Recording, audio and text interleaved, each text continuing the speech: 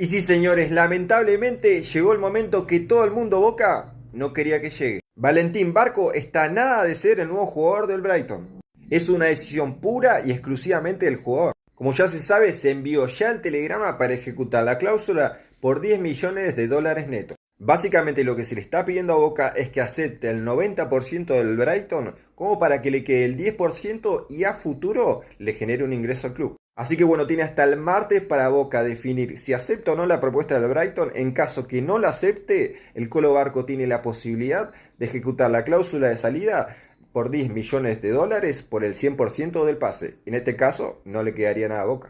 Está claro que el club está muy enojado porque esperaban más dinero por el jugador.